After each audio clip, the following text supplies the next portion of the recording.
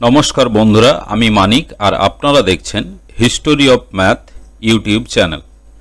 বন্ধুরা, কম্পিটিটিভ পরীক্ষার সাফল্যের জন্য বা ছাত্রছাত্রীদের স্কুল কলেজে অঙ্কে ভালো রেজাল্ট করার জন্য অঙ্কের প্রাথমিক কিছু জিনিস সম্বন্ধে পরিষ্কার ধারণা থাকতে হবে, না হলে প্রতিযোগিতামূলক পরীক্ষাতেও পিছিয়ে পড়তে হবে এবং ক্লাসেও ভালো রেজাল্ট হবে না।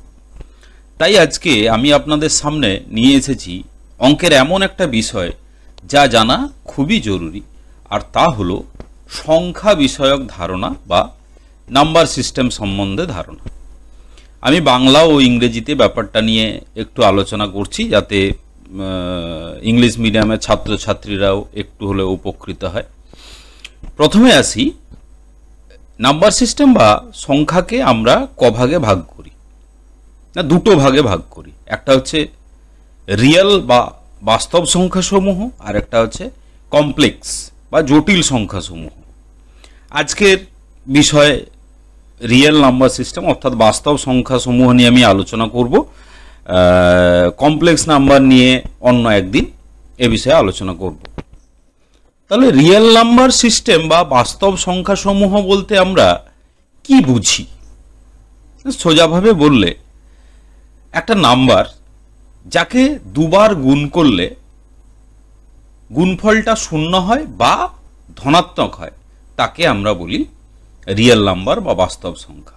অর্থাৎ একটা সংখ্যাকে আমরা দুবার গুণ করব, মানে বর্গ করব।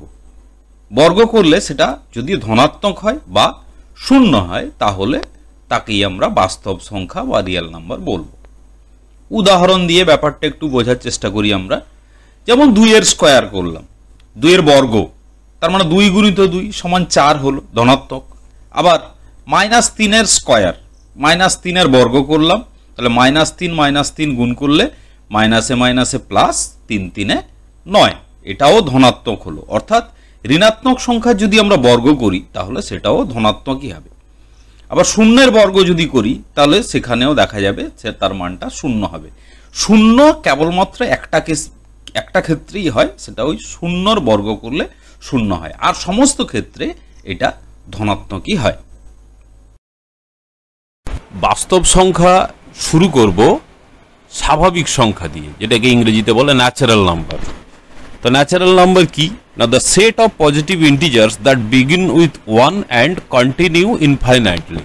অর্থাৎ একে শুরু হবে এবং অসীম পর্যন্ত বিস্তৃত থাকবে, সেটা হচ্ছে স্বাভাবিক সংখ্যা। সেগুলোই হচ্ছে স্বাভাবিক সংখ্যা। এখানে কোনো ভগ্নাংশ বা দশমিক সংখ্যা থাকবে না। একে আমরা সাধারণত বড় হাতের এন লেটার দিয়ে চিহ্নিত করি।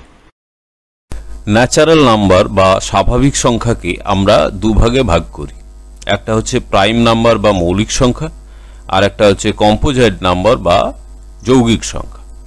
মৌলিক সংখ্যা কোনগুলো না, যে সংখ্যাগুলোকে এক এবং সেই সংখ্যা ছাড়া অন্য কোনো দুটো স্বাভাবিক সংখ্যার গুণফল হিসেবে লেখা যায় না, তাদেরকে আমরা বলি মৌলিক সংখ্যা।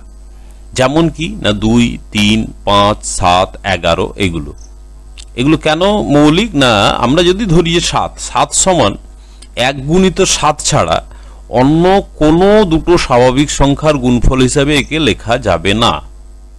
অন্যদিকে যৌগিক সংখ্যা বলতে আমরা বুঝবো সেই সমস্ত সংখ্যাগুলোকে যে সংখ্যাগুলোকে এক এবং সেই সংখ্যা ছাড়া অন্য দুটো স্বাভাবিক সংখ্যার গুণফল হিসাবে লেখা যায়।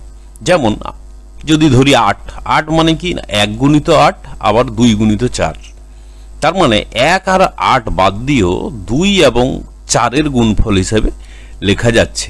এখানে 2 এবং 4 দুটোই হচ্ছে স্বাভাবিক সংখ্যা। এরপরে আসছে অখণ্ড সংখ্যা। অখণ্ড সংখ্যা কি না, স্বাভাবিক সংখ্যা যেগুলো ছিল তার সঙ্গে খালি একটা মাত্র সংখ্যা শূন্যকে যদি আমরা যোগ করে দিই তাহলে যে সেট বা সমাহার দাঁড়ালো সেটা হচ্ছে অখণ্ড সংখ্যার সেট। তাহলে যদি বলা হয় যে অখণ্ড সংখ্যার ভেতরে কি স্বাভাবিক সংখ্যা আছে, উত্তর হচ্ছে হ্যাঁ।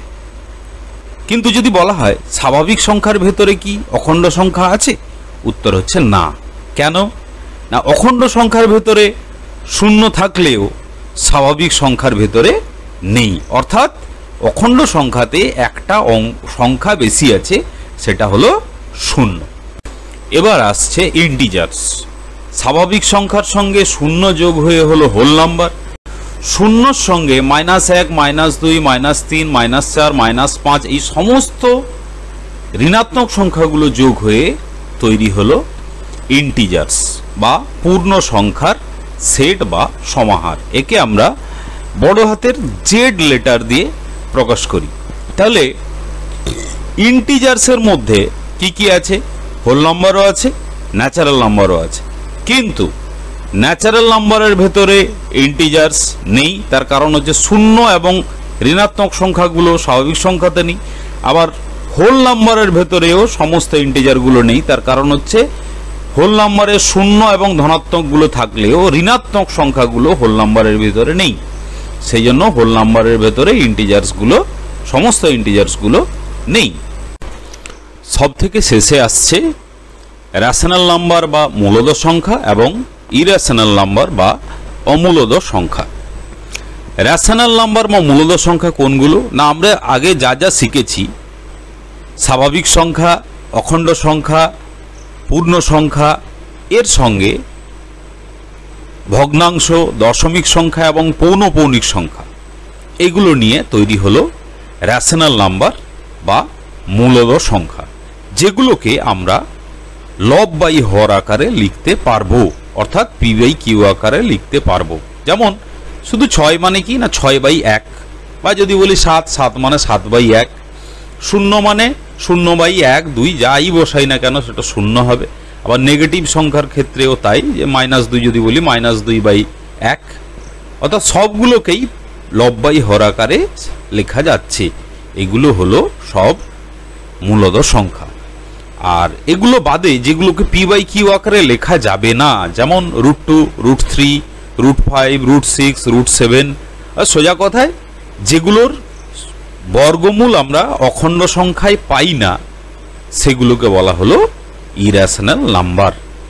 আর এই রেশনাল, ইরেশনাল সমস্ত কিছু নিয়ে তৈরি হলো রিয়েল নাম্বার সিস্টেম। তাহলে বন্ধুরা, পুরো ব্যাপারটা আর একবার একটা ছোট্ট ছকের সাহায্যে আমরা দেখে নিই।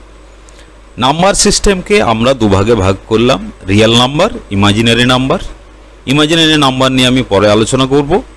রিয়েল নাম্বার দুভাগে ভাগ হলো, একটা হচ্ছে rational number, irrational number. Rational 3 ভাগে হলো, integer, whole number, natural number. Natural number দুভাগে ভাগ হলো, প্রাইম নাম্বার, কম্পোজিট নাম্বার। অর্থাৎ সংখ্যা দু রকমের হলো, বাস্তব সংখ্যা এবং কাল্পনিক সংখ্যা। বাস্তব হলো 2 ধরনের, মূলদ, অমূলদ। মূলদ হলো 3 ধরনের, অখণ্ড, পূর্ণ সংখ্যা এবং স্বাভাবিক সংখ্যা।